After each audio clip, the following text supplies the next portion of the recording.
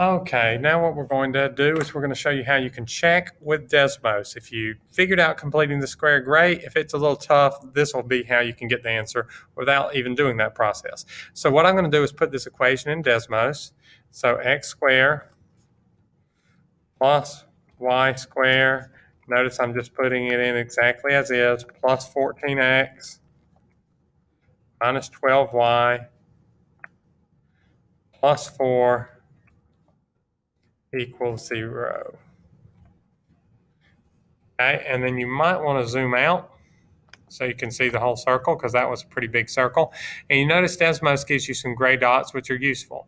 Now, what you're going to need to do with these gray dots is you can use this to find the maximum and minimum point of the circle, and that's going to allow you to get the x-coordinate of the center. So the x-coordinate of the center is -5 every single time.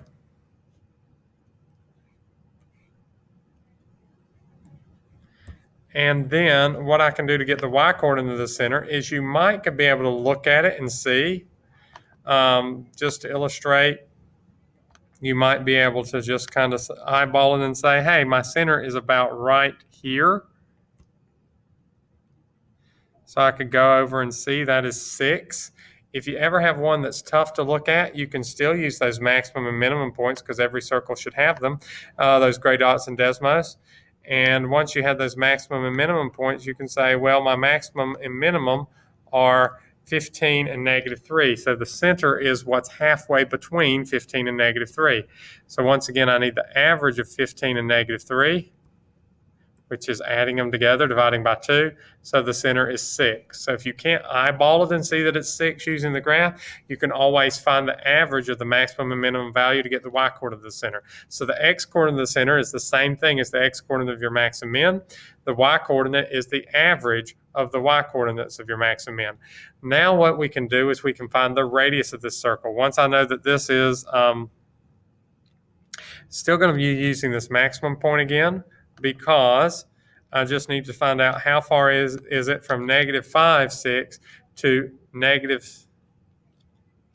how far is it from, should have said -7. I don't know why I wrote -5. How far is it from -7, 6 to,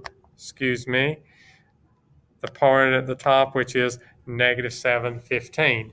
Well, since it's straight up, same x-coordinate, I just have to find out how far it is from the y's. I could eyeball them and count it out, or I could do 15 minus 6, since this is -7, 15.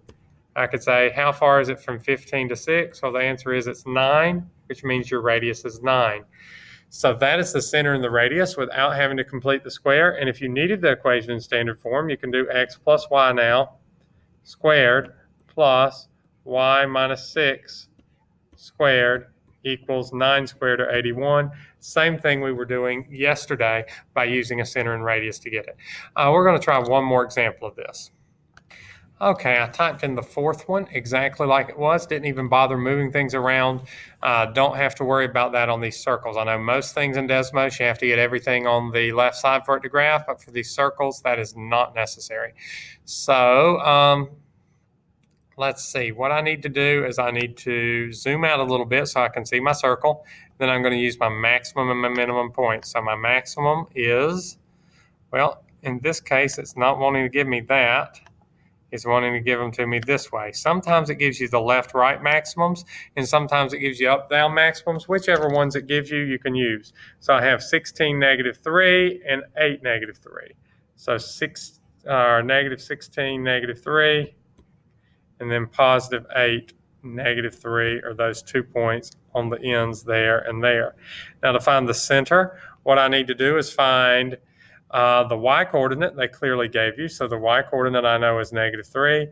And then the x-coordinate is what's in the middle of -16 and 8. Well, what's in the middle of -16 and -8? I can add them together and divide by 2. So that's going to be -4. So the coordinate of the center is -4, -3. To find the radius, just find out how far this point is from either of those other points. So the center is from one of the endpoint. So how far is -4 from 8? And the radius would be 12. Then you could write this equation in standard form from there if you needed to.